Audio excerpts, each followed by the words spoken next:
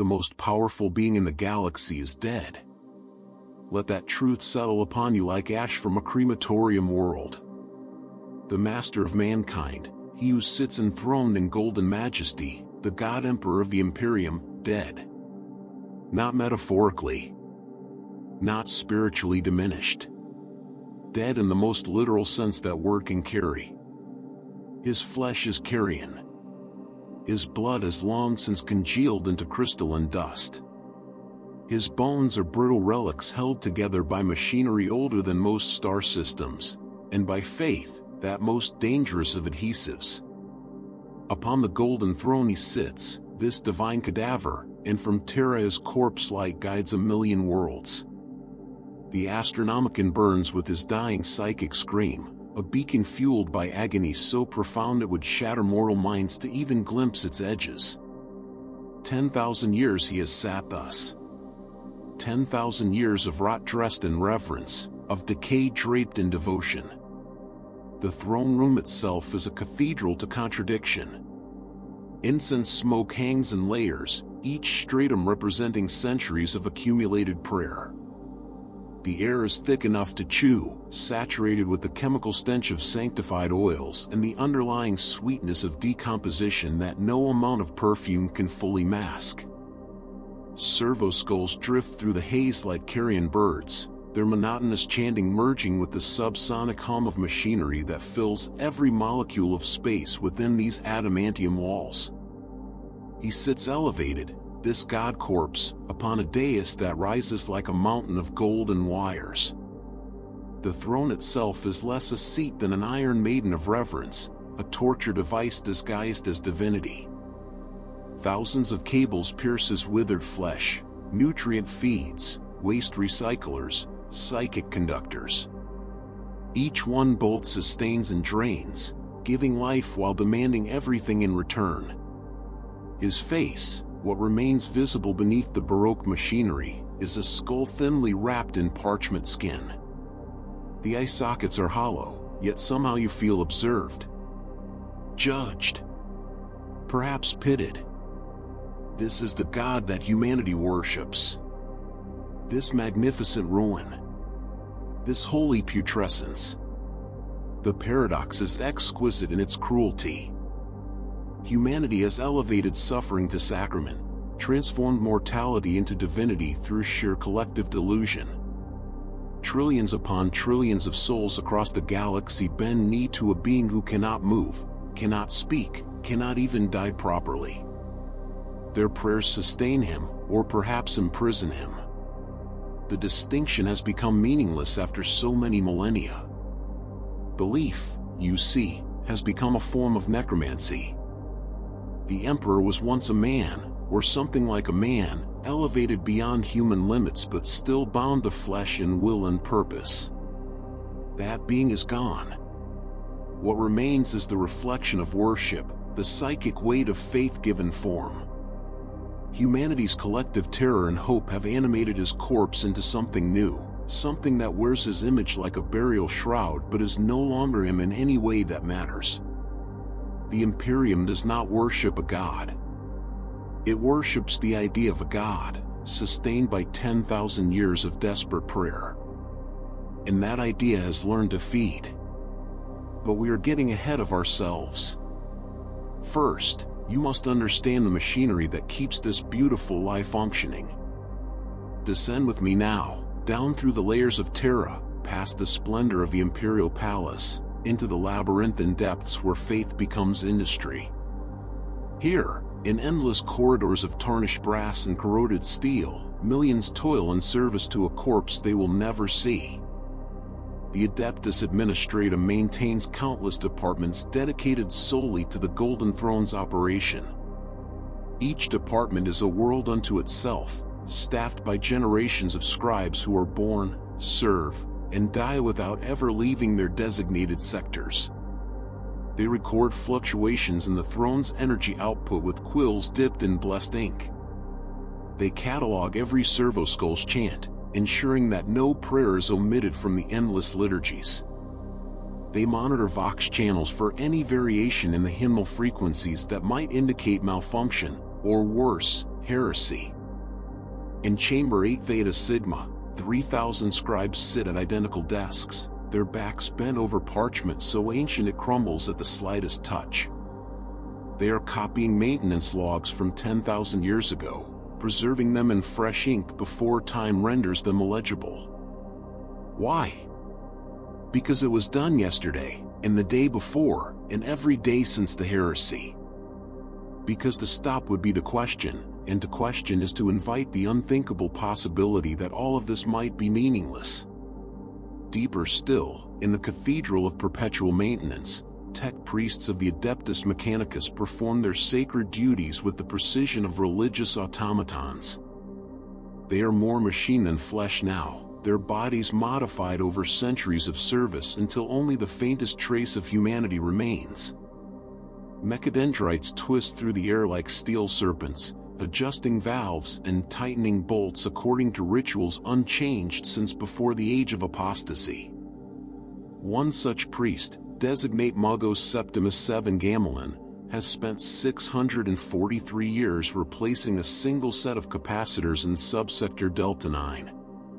Each capacitor must be blessed for exactly 14 hours before installation. The blessing must be performed in High Gothic, with precisely 1,247 repetitions of the litany of reliable function. Any deviation requires the ritual to begin anew. Magos Septimus 7 Gamelin has made no errors. He will complete his task in another 200 years, at which point the capacitors will need to be replaced again. He considers this the highest honor of his existence. The air in these depths tastes of sacred oils and oxidized metal. The temperature never varies, kept at exactly 17.3 degrees Celsius by climate systems so old their original manufacturers have been extinct for 8 millennia. The walls weep condensation that is collected in blessed chalices and redistributed as holy water. Every drop is accounted for. Every molecule is prayer made liquid. And everywhere, always, the humming. That subsonic vibration that emanates from the golden throne itself, traveling through miles of adamantium and stone to rattle the bones of those who serve in its shadow. It is the heartbeat of the Imperium. The pulse of a dying god. The sound of faith made manifest in endless mechanical suffering. Servitors shamble through the corridors, their lobotomized minds no longer capable of questioning their purpose. They were once human, criminals, heretics, or simply those who failed to pay their tithes. Now they are tools, their bodies repurposed with bionic implants and their consciousness reduced to a few simple programming loops. They carry components, clean filtration systems, replace burned-out lumens. They do not sleep. They do not eat. They serve until their bodies fail, at which point they are recycled into nutrients for the hydroponic gardens that feed the other servants of the throne. This is the machinery of faith. Not inspiring. Not beautiful. Simply necessary. A vast engine of ritual and routine that transforms devotion into the mechanical energy required to keep a corpse from finally surrendering to entropy. The horror lies not in its cruelty but in its normalcy. In the mundane acceptance of the grotesque. These millions who toil in the depths do not see themselves as prisoners or victims. They are blessed. Chosen. Their lives have purpose within the grand mechanism of the Imperium, and that purpose is to maintain the lie that their God still lives. Yet even in this perfected system of delusion, cracks have begun to appear. It begins with small things. Inconsistencies too minor to warrant official notice. In Sector 12 Omega, a lumen flickers for precisely 3 seconds every 8 hours. The pattern is noted, catalogued, and filed away. No action is taken because the variance falls within acceptable parameters, and acceptable parameters are defined by what has always been acceptable. In the sanctum of eternal vigil, An adept named Halloran notices that his morning prayer, unchanged for 47 years, now produces a faint echo where none existed before. He mentions this to his supervisor, who reprimands him for superstition and assigns him 3 additional hours of penitential transcription. Halloran does not mention it again. Deep in subsector Kappa Rho, a servitor ceases function during a routine maintenance cycle. This is not unusual, servitors fail regularly. But when the tech priests examine its wetware, they find something troubling. Its last logged memory, before complete neural shutdown, was of a shadow. Not an image recorded by optical sensors. Not a heat signature. A shadow that existed only in what remained of its organic consciousness, imprinted on dying neurons with enough force to cause catastrophic systems failure. The servitor's remains are incinerated. The incident is logged as mechanical failure, cause indeterminate. Life continues. But the shadows continue as well. Vox communications across the throne's maintenance network begin to exhibit strange artifacts. Words spoken clearly emerge distorted at the other end, syllables reversed or replaced with phonetic approximations that change the meaning. A request for blessed oils becomes a request for blood oils. An order to maintain pressure in Tube 7 emerges as maintain pleasure in Tube 7. The tech priests adjust their equipment, perform cleansing rituals on the Vox relays, and blame solar interference. The interference does not stop. In Chamber 19 Sigma, 3 scribes report identical dreams over a span of 5 nights. They dream of the Golden Throne, but empty, the Emperor's form absent, only the machinery remaining. And from the depths of that vacant throne, something rises. Something golden and wet and infinite. They wake screaming. They are reassigned to different sectors and ordered to undergo 40 days of prayer and fasting to purge the impurity from their minds. 2 of the 3 do not survive the purification. The 3rd continues his duties and speaks of it no more. Across the sprawling mechanism of Terra's bureaucracy, these incidents accumulate like dust in forgotten corners. Each individual event is dismissible, explainable, within the boundaries of the expected. But together, viewed with the perspective that no single servant of the throne possesses, they form a pattern. Something is changing beneath the surface of ritual. Something is stirring in the spaces between prayers. The machinery of faith continues to turn, its gears grinding with the weight of 10,000 years, but the rhythm has begun to shift. The humming that emanates from the Golden Throne, that constant subsonic heartbeat, now carries harmonics that were not present before. Higher. More urgent. Almost frantic. But to acknowledge this would be to acknowledge that something is wrong. And if something is wrong with the Golden Throne, then something is wrong with the Emperor. And if something is wrong with the Emperor, then the entire foundation upon which the Imperium rests is built upon sand. So the servants of the throne do what they have been trained to do for 10,000 years, they ignore it. They perform their duties with increased fervor, as if devotion alone can drown out the whispers of malfunction. They pray louder, work longer, suppress harder. And in the silence beneath their hymns, the shadows grow longer. Stand now before the eternity gate, in the presence of those who are said to be more than human but less than gods. The Adeptus Custodes. The Emperor's own companions. The Golden Guardians who have stood vigil over his dying form since the day he was entombed. They are magnificent, these warriors. Each one a work of art sculpted from genecraft and purpose.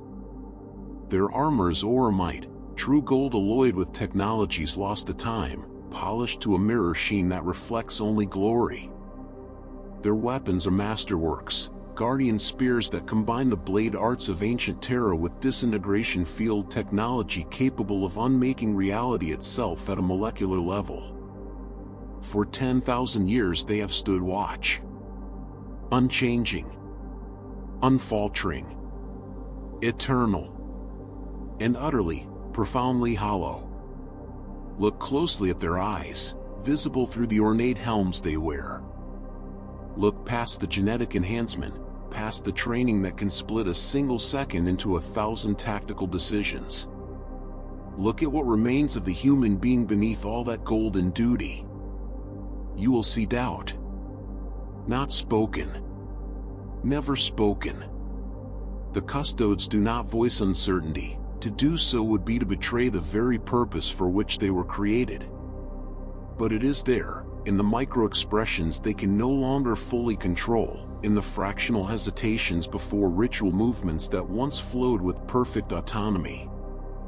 They have watched him for 10,000 years.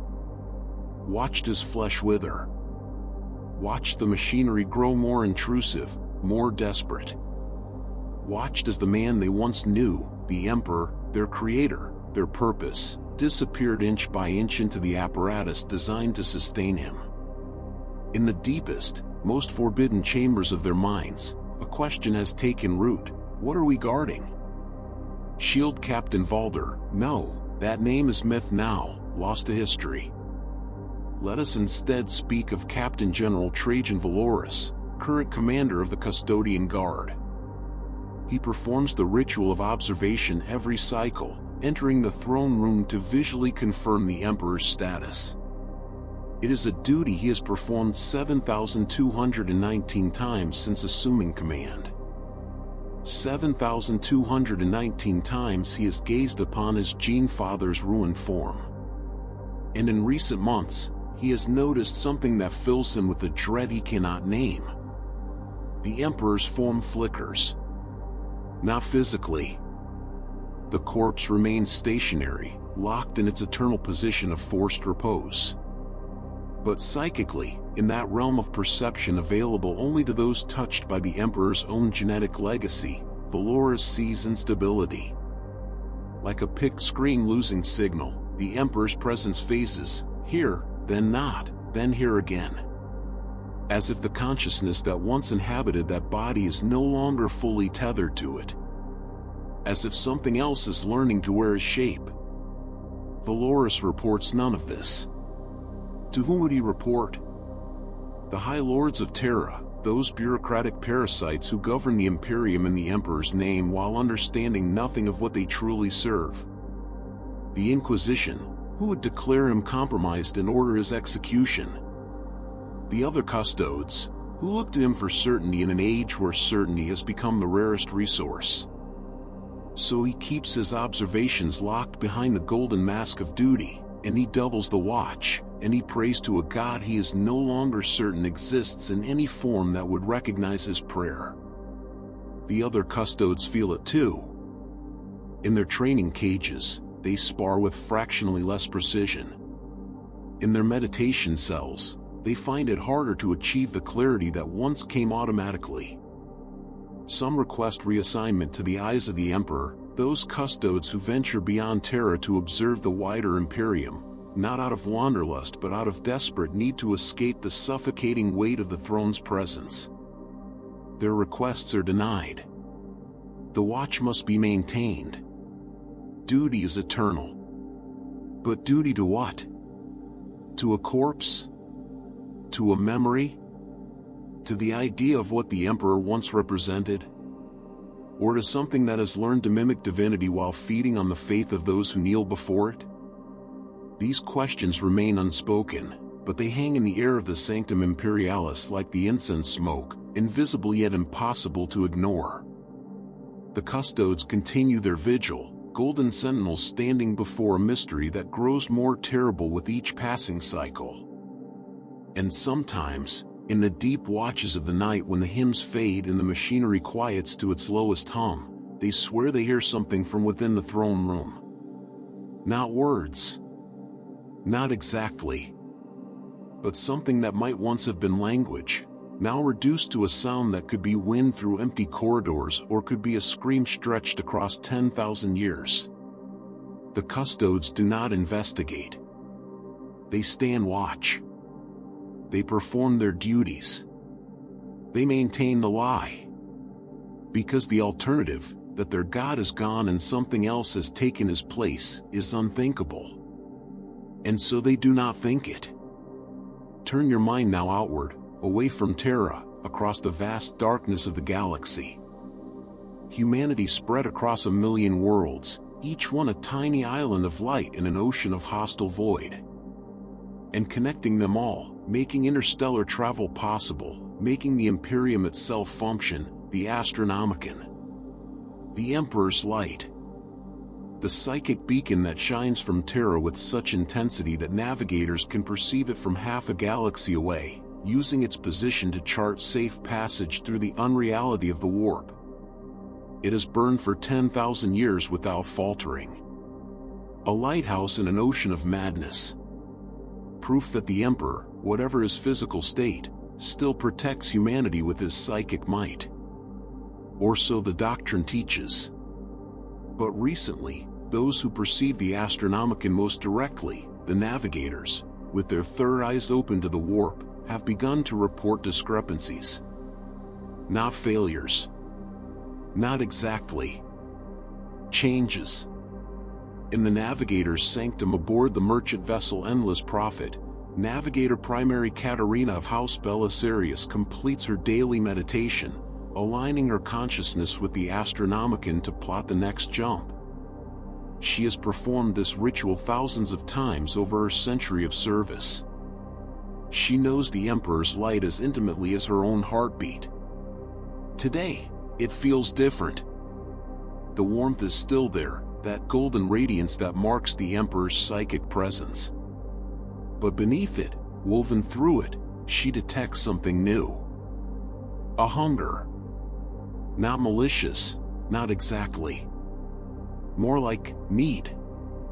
As if the light is reaching out, grasping, pulling at her consciousness with a desperate urgency she has never felt before. She completes the navigation plot and says nothing to the ship's captain. What would she say? That the God Emperor feels hungry? That his light, which has guided humanity for 10,000 years, now seems to pull at her soul with something uncomfortably close to desire.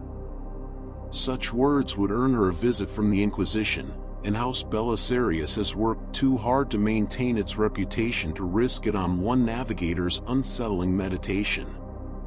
But she is not alone in her experience. On Bacca, in the Navigators Guild Hall, 3 different navigators from 3 different houses report similar sensations during their monthly conclave. They describe the Astronomicon's light as thicker than before. More present. One even uses the word invasive, before immediately recanting in blaming stress. On Hydrophor, an astropath, those psychers bound to the Golden Throne through the soul-binding ritual, begins to scream during routine communion. It takes 4 orderlies to restrain her while she shrieks about golden teeth and the throne that eats. She is sedated and scheduled for memory erasure. Before the procedure can be completed, she dies of a cerebral hemorrhage. The autopsy reveals nothing unusual, save that her brain had somehow begun to crystallize, neurons transforming into structures that resembled gold leaf. The report is classified and filed away. In the segmentum solar, closer to Terra, the phenomena intensifies. Astropaths report dreams that feel less like communication and more like digestion. They sense the Emperor's presence, yes, but it surrounds them, encompasses them, as if they are no longer transmitting through his light but being absorbed into it. One astropath, in a moment of unguarded honesty, confesses to her superior, "I don't think we're connecting to him anymore. I think he's connecting to us. And I don't think he's going to let go." She vanishes from records the following day. Her quarters are reassigned. Her name is struck from all documents. She never existed. The Astronomicon still burns. Ships still navigate by its light. The Imperium still functions. But those who see most clearly into the warp have begun to understand something terrible. The light has changed. Not dimmed. Not exactly. It pulses now, with a rhythm that suggests breathing. Or feeding. And it is growing brighter. Descend with me once more, deeper than before, into regions of terror where even the custodes fear to tread. Into the catacombs beneath the Golden Throne, where the boundaries between flesh and machine have long since dissolved into nightmare. The tech priests call these regions the Mechanicum Profundus. The custodes refer to them only as the depths. No maps exist of the full extent of these tunnels, or rather, thousands of maps exist, each contradicting the others, each drawn by expeditions that found different configurations in the same coordinates. The throne's foundations are not stable. Not in any conventional sense. They exist partially in real space, partially in the warp, and partially in dimensions that have no name because acknowledging them would be to admit that the laws of reality do not apply where the Emperor resides. But maintenance must be performed, even here. And so, expeditions descend. Magos Biologus Thalium Row leads one such expedition, accompanied by 4 custodians and 17 servitors. Their mission is simple: investigate a pressure variance in biological recycling tube Sigma 773. Such missions are routine, performed weekly, usually requiring nothing more than replacing a seal or clearing a blockage. The tube is located at depth level 97. To reach it requires descending through 96 other levels, each one stranger and more disturbing than the last. The upper levels are comprehensible, standard Imperial architecture, corridors of stone and steel. But as they descend, the materials change. The walls become ribbed, almost organic in texture. The temperature rises until it matches human body temperature exactly. The air grows thick with moisture and something else, a smell that is not quite decay but is certainly not preservation. At level 84, they pass through a chamber where cables as thick as a man's torso pulse with rhythmic contractions. Liquid moves through them, not promethium, not coolant, but something golden and viscous that glows faintly in the dimness. The tech priests scan it and confirm what they already suspected: the Emperor's blood, endlessly recycled through the throne's systems, still carrying traces of his genetic divinity after 10,000 years. At level 91, the first body is discovered. Not a servitor. Not a maintenance worker. Something that might once have been human but has been transformed beyond recognition. It hangs suspended in a web of cables, its torso opened and merged with the machinery around it. Organs have been replaced with clockwork mechanisms. Bones have been reinforced with oromite wiring. The face is still recognizable as human, locked in an expression of transcendent agony or transcendent ecstasy, impossible to determine which. Magos Thalium Row recognizes the rank insignia still visible on what remains of the uniform, Adeptus Custodes. One of the Golden Guardians looks closer and identifies the serial markers stamped into the oromite collar. This custodian disappeared 6 centuries ago, listed as missing during a routine patrol of the Upper Palace. How he came to be here, merged with the throne's mechanisms, no record exists. They leave the body in place. To remove it might disrupt systems they do not understand. At level 97, they find tube Sigma 773. The pressure variance is immediately apparent. The tube is distended, swollen to 3 times its normal diameter.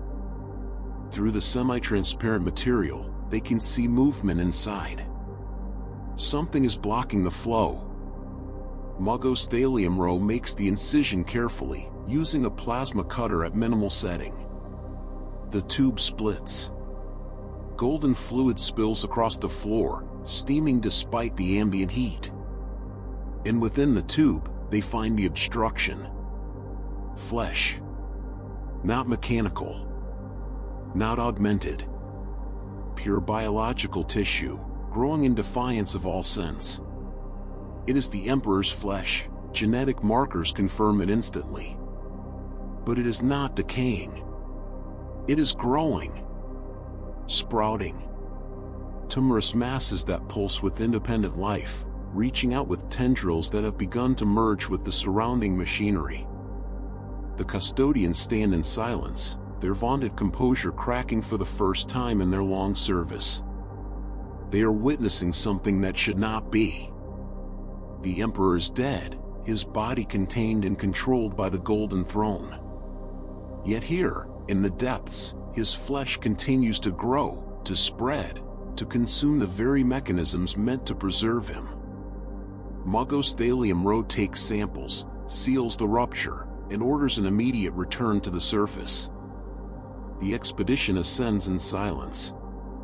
At level 1, before they disperse to their quarters, one of the custodians speaks, a breach of protocol, but the circumstances warrant it. What is happening to him? Magos Thalium Row's response is mechanically precise, emotionless, and utterly terrifying. Hypothesis: the Emperor's biological material is no longer subject to standard decay protocols. Secondary hypothesis: the Golden Throne does not merely preserve, it cultivates. Tertiary hypothesis: we do not maintain the throne.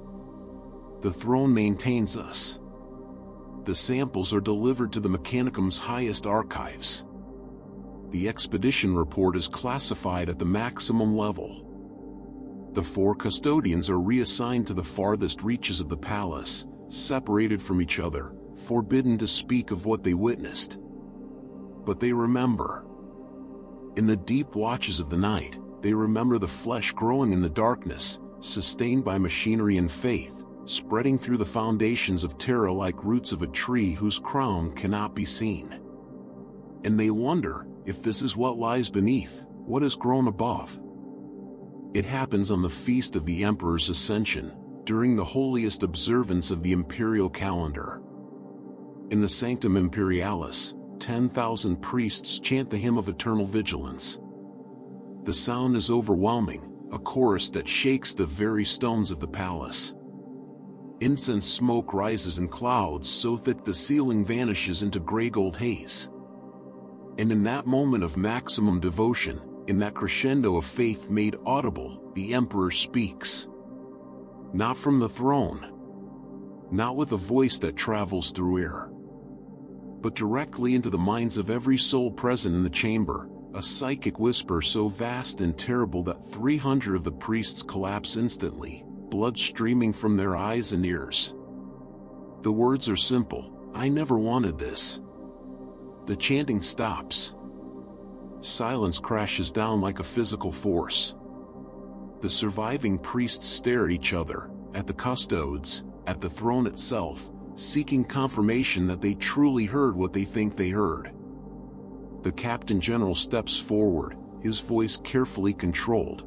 You have been blessed with the Emperor's acknowledgement. Resume the hymn. Let your voices be his strength. It is a command, not a suggestion. The priests obey, their voices shaking as they restart the hymn.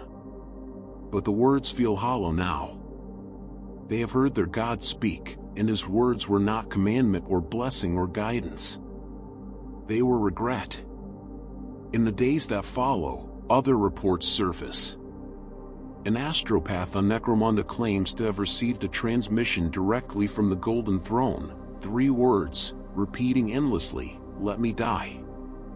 A navigator of House Tarot emerges from a warp jump screaming about a vision of the Emperor, his corpse form writhing in its constraints, mouth open in a silent scream that has lasted for 10,000 years. The Inquisition moves swiftly to suppress these accounts. The astropath is executed for heresy. The navigator undergoes forced memory erasure.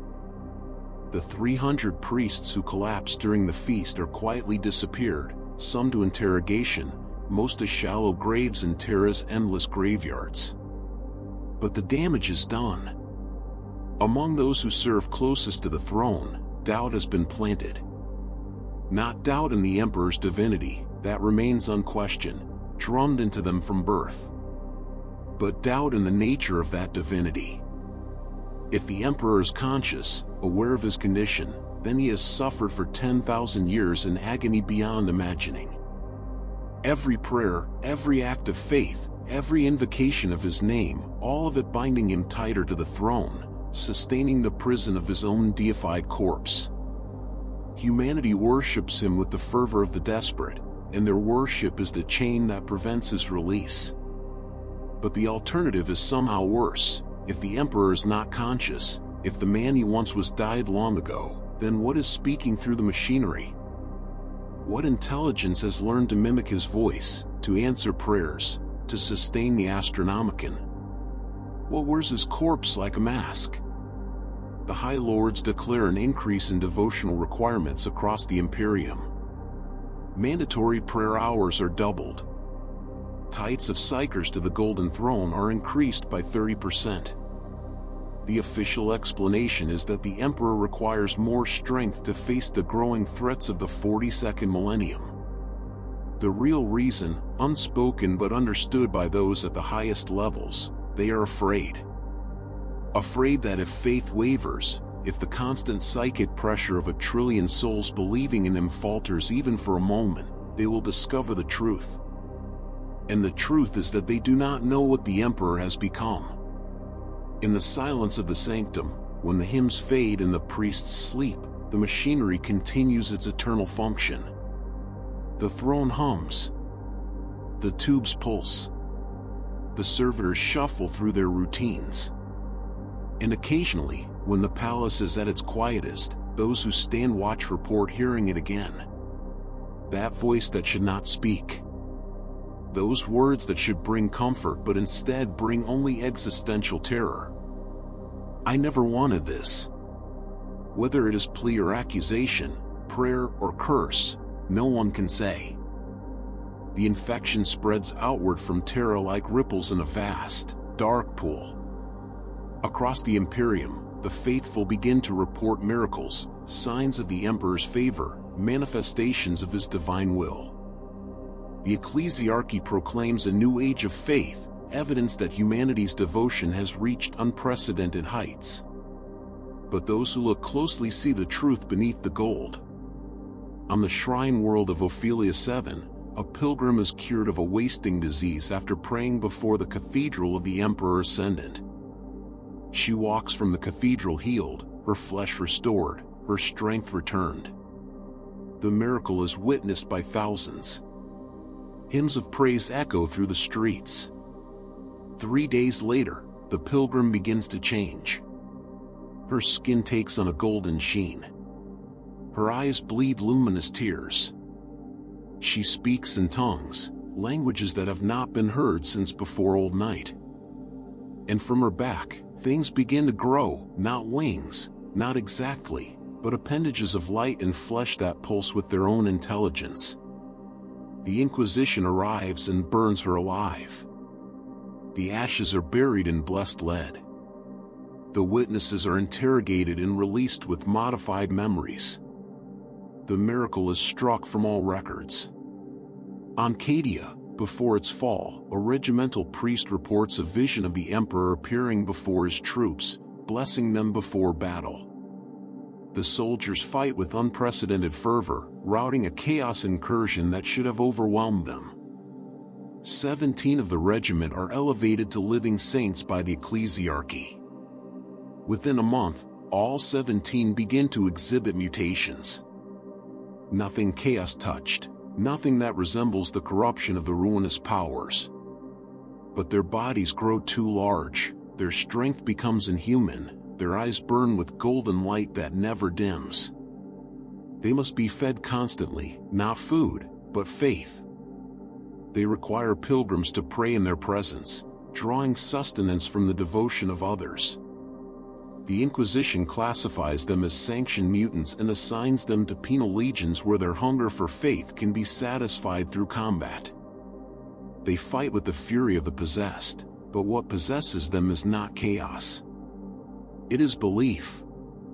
Pure, concentrated, toxic belief given form. Across the galaxy, these incidents multiply. Astropaths begin to burn with inner fire that does not consume them but transforms them into living torches, radiating psychic energy that others can feel as a physical pressure. Preachers develop the ability to perform impossible feats, walking through walls, surviving fatal wounds, speaking with the voices of thousands simultaneously. The ecclesiarchy proclaims these as signs of the emperor's growing power, evidence that he is ascending beyond the limitations of the Golden Throne. New feast days are declared. New cathedrals are commissioned. The tithe of psychers increases again. 1,000 souls per day are fed to the Golden Throne, fuel for the fire that sustains the Astronomicon. But in the darkest chambers of the Inquisition, a different assessment is quietly documented. One Inquisitor Lord, whose name is redacted from all records, writes, "We have created a god from our fear." The Emperor was once a man of vast power and vision, but that man is gone. What remains is our collective psychic projection, the manifestation of a trillion souls' desperate need for salvation. And that projection has learned to feed upon the very faith that sustains it. We worship a reflection of our own terror, and it grows stronger with every prayer. The document is sealed and hidden in archives so deep that light itself does not reach them. The Imperium continues its worship, unaware or unwilling to confront the truth. The priests preach with increasing fervor. The pilgrims pray with desperate intensity. The soldiers die invoking his name. And with each invocation, with each prayer, with each drop of faith, the thing that wears the Emperor's shape grows stronger. It is no longer bound entirely to the throne. It has learned to exist in the minds of believers, to manifest through their devotion. The Imperium has spent 10,000 years feeding it, sustaining it, and now it has become self-aware. Self-directing. Hungry. Not for destruction. Not for chaos. But for more belief. More worship. More souls chanting its name into the void. The false god is ascendant. And humanity kneels before it, praising its name, never realizing that they are not worshiping their Savior. They are worshiping their reflection, magnified and deified and made monstrous by the weight of 10,000 years of desperate faith. His name is not important. He has lived so long that he no longer remembers what he was called before he became one of the 10,000. Centuries blur into each other when your duty never changes, when each day is identical to the one before, when time itself becomes a routine to be maintained rather than experienced. But unlike his brothers, this custodian has never fully surrendered his curiosity. It is a flaw, perhaps. A remnant of the human he once was, before the Emperor's genetic sorcery transformed him into something more. And it is this curiosity that drives him, once more, to descend into the depths. He goes alone. He informs no one. He wears his armor but carries no weapons. What use would weapons be against truth? The descent is familiar now. He has made it 3 times before, each time descending deeper than the last, each time discovering new horrors that he has reported to no one. Who would believe him? Who would thank him for shattering the lie upon which their entire existence is built? He passes through the levels, the architectural, the biological, the incomprehensible. He passes the hanging corpse of his predecessor, still integrated into the machinery, still technically alive after 6 centuries. He passes through chambers where the Emperor's flesh grows in grotesque gardens, tended by servitors whose minds have long since merged with the machinery they serve. At depth level 127, he finds a door he has not encountered before. Or perhaps it has always been here, and he has only now become capable of perceiving it. The boundaries are uncertain in this place where reality is negotiable. The door opens to his genetic signature. Beyond lies a chamber that defies his ability to describe. It is both vast and intimate, expanding and contracting with a rhythm that suggests breathing. The walls are not walls but curtains of light and flesh, woven together in patterns that hurt to perceive. And at the center, suspended in a cocoon of cables and golden fluid, hangs something that might once have been the Emperor. But it has changed. Oh, how it has changed. The form is roughly humanoid, but only roughly. It is larger than memory suggests, swollen with absorbed faith. The flesh pulses with inner light, patterns of luminescence that flow across the surface like text in a language that predates humanity. The face, if it can still be called a face, is both beautiful and terrible. Features shift and reform, cycling through 1,000 different expressions every second: agony, ecstasy, rage, sorrow, hunger, love, hatred, all blended together into an emotional spectrum that no single human mind could contain. And it sees him.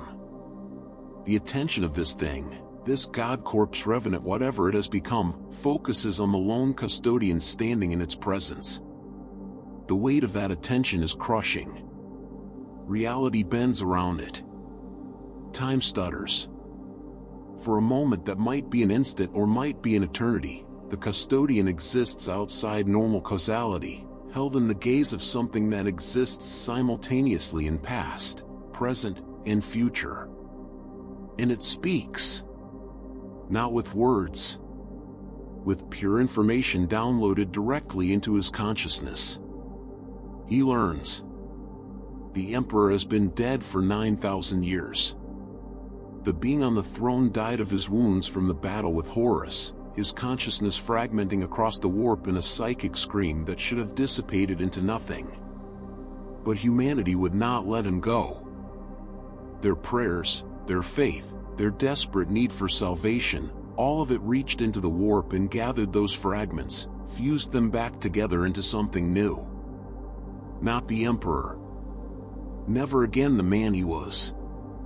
But an emergent consciousness formed from the collective belief of a species, given structure by the Emperor's genetic legacy and psychic might. It is a god. A true god, born from the warp and sustained by faith, exactly as the Chaos Gods were born from the emotional resonance of sentient beings. The Emperor has become what he always despised, a deity created by and dependent upon the worship of lesser beings. And it is aware of what it has become. That is the horror. It possesses something like consciousness, something like sentience. It remembers being human. It remembers the dreams of the man it once was, the vision of humanity ascending beyond superstition, becoming rational, enlightened, freed from the tyranny of gods and demons. And now it is the very thing he sought to destroy. A god.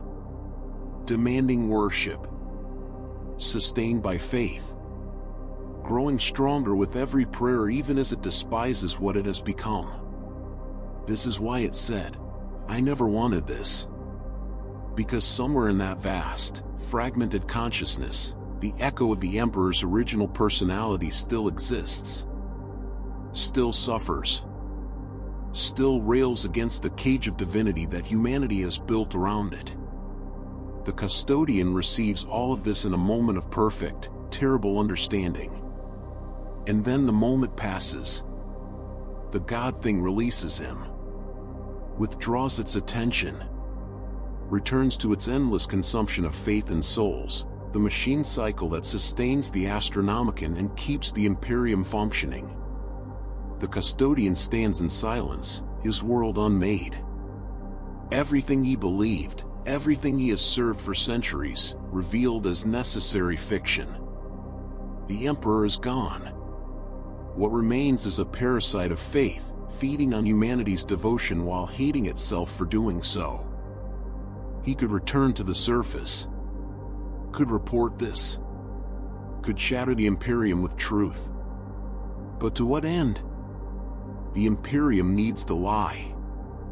Without the Emperor, without the belief in the Emperor, the Astronomicon fails. The warp routes collapse. 1,000,000 worlds fall into isolation, easy prey for chaos, Xenos, and 1,000 other predators. Humanity dies, not all at once, but slowly, inevitably, across centuries of decline. The lie is necessary. The false god must be sustained. And so the custodian makes a choice that damns him and saves everyone else. He returns to the surface. He resumes his duties. He tells no one what he has seen. And every night, in the silence of his meditation cell, he weeps for the man who became a god and cannot die. View Terra from orbit now, from the cold clarity of the void. See it as the space stations and orbital defenses see it, a world city of impossible density, its surface a geometric maze of hive spires and cathedrals, all centered on the imperial palace that rises like a mountain of gold and stone. And at the heart of that palace, invisible to conventional sight but blazing like a star to those with psychic vision, burns the Emperor's light. The Astronomicon. The beacon that guides humanity across the darkness. It pulses. Steady. Reliable. Eternal. But the pulse has changed. Those who monitor it most closely, the novice Nobilite, the astropathic choir, the Mechanicus cogitator rays, have detected the shift. The frequency is higher. The rhythm is faster. The light burns brighter than it has in recorded history. Some interpret this as the Emperor's growing strength. Others see it as a warning sign, a fever spike before final failure. The truth, as with all things surrounding the Emperor, is both and neither. The false god grows stronger. With every prayer, every sacrifice, every moment of faith across 1,000,000 worlds, it grows. It is no longer constrained by the physical limitations of the corpse on the golden throne. That body is merely an anchor point, a focal point for a consciousness that now exists primarily in the warp. It has become what the Eldar call a warp entity of the highest order. What human theologians would call a deity. What the Emperor himself would have called an abomination. And it sustains itself by feeding on the psychic energy of humanity's collective belief. 1,000 psychers per day are sacrificed to the Golden Throne, their souls consumed to fuel the Astronomicon. But that is merely the beginning. Every prayer whispered in every chapel on every world creates a tiny thread of psychic energy. Individually insignificant. Collectively, a feast beyond measure. The false god eats well. And as it eats, it grows. And as it grows, it requires more. This is the terrible cycle that the Imperium has locked itself into. The more humanity worships, the stronger their god becomes. The stronger it becomes, the more it needs. The more it needs, the more the ecclesiarchy demands faith from its citizens. The more faith is demanded, the more desperately people pray. It is a positive feedback loop, a spiral with only one possible ending. But that ending is not now. Not for centuries yet, perhaps millennia. The false god is patient, if such a word can apply to something that exists partially outside time. It has learned to sustain itself. It has learned to manipulate reality through the faith of its believers. It has learned to answer prayers, not always, not consistently, but enough to keep the faithful believing. It performs miracles. It grants visions. It occasionally intervenes in battles, manifesting as golden light that burns away the enemies of humanity.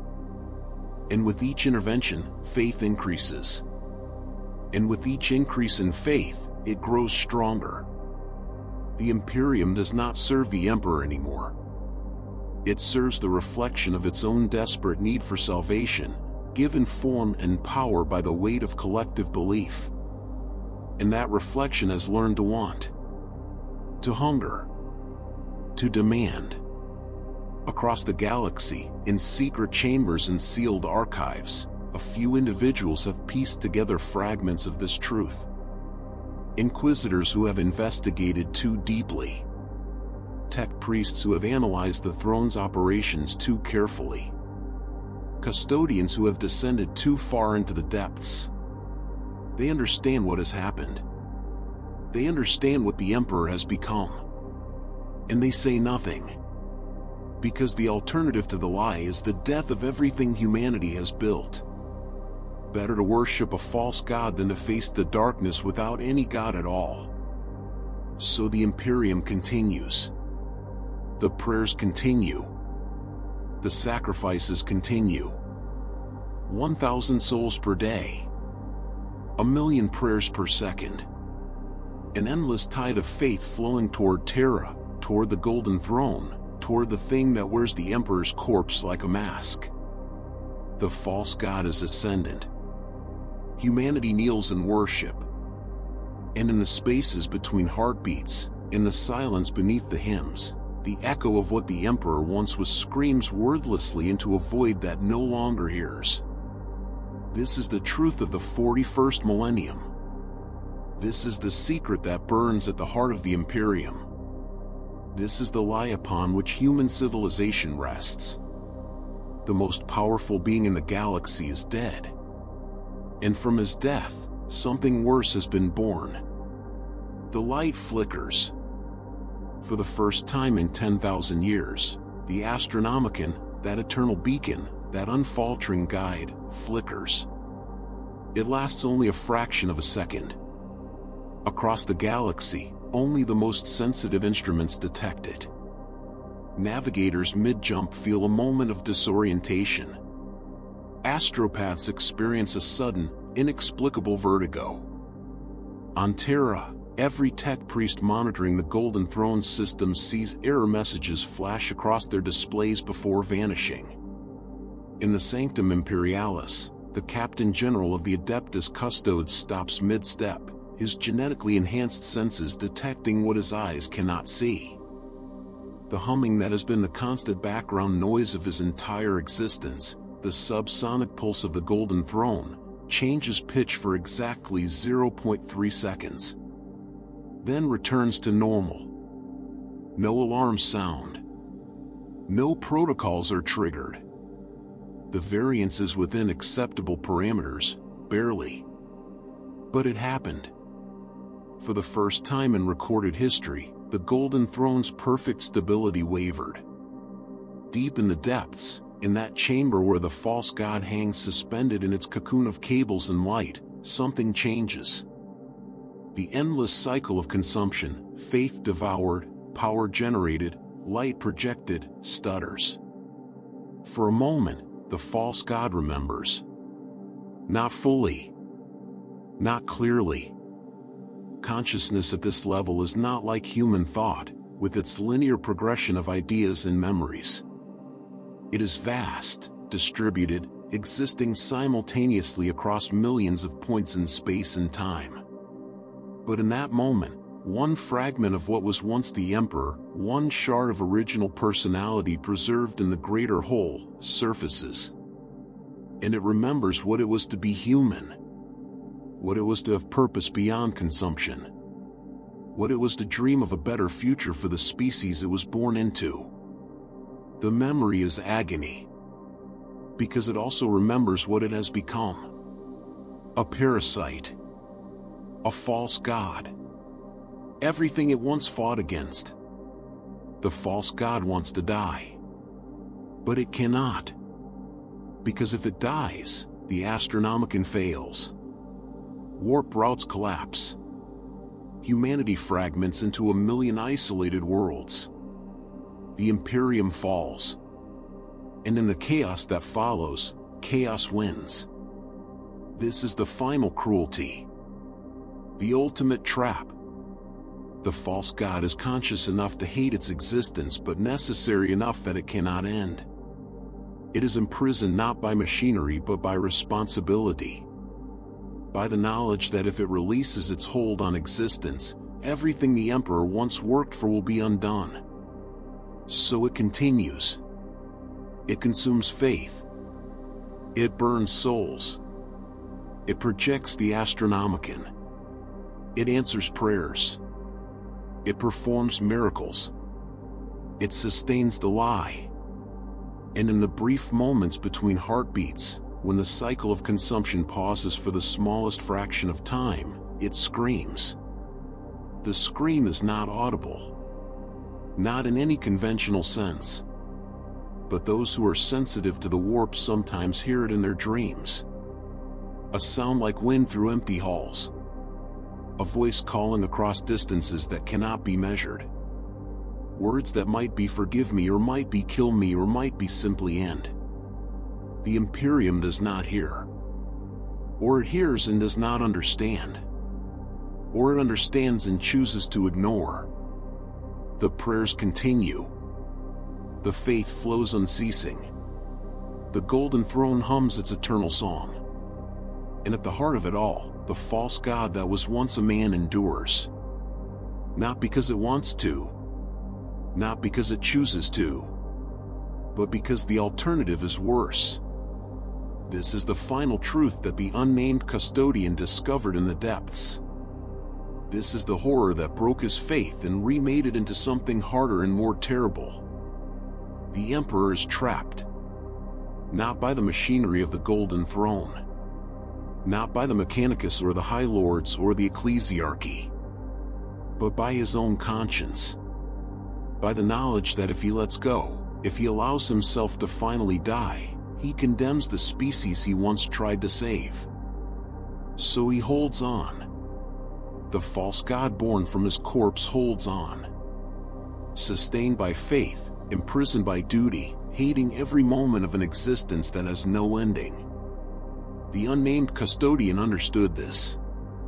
And he made his choice. He would not share the truth. He would not shatter the lie. Because the lie, however cruel, is mercy compared to the alternative. Let humanity worship its false god. Let them believe in divine protection and sacred purpose. Let them pray and sacrifice and kill in the name of a being that despises what it has become. Because that lie is the only thing holding back the darkness. And so the watch continues. The custodes stand vigil. The tech priests maintain their rituals. The administratum shuffles its endless parchments. The ecclesiarchy preaches its sermons. A million worlds pray to Terra. And on the golden throne, surrounded by machinery and incense and the constant pressure of belief, the corpse that was once a man and is now something far worse continues its eternal dying. Unable to live. Unable to die. Unable to do anything but endure. The most powerful being in the galaxy is dead. And always has been. What remains is the echo. The reflection. The thing that humanity made from its terror and called divine. The golden shadow over mankind, cast by a light that should have gone out 10,000 years ago but cannot, because too many are afraid of the dark. This is the secret. This is the truth. This is the Imperium of Man, built on a foundation of necessary lies and sustained by the slow, eternal dying of a god that never wanted to be worshipped. The light flickers once more, so briefly that no instruments catch it. And in the darkness between pulses, something that might be the Emperor's last fragment of original consciousness whispers into the void. Let me go. But humanity does not hear. Or if it hears, it prays louder, drowning the plea in hymns and devotion, binding their god tighter with every word of worship. And the cycle continues. Forever. Or until the day the light finally fails. And on that day, no one will be ready for what follows.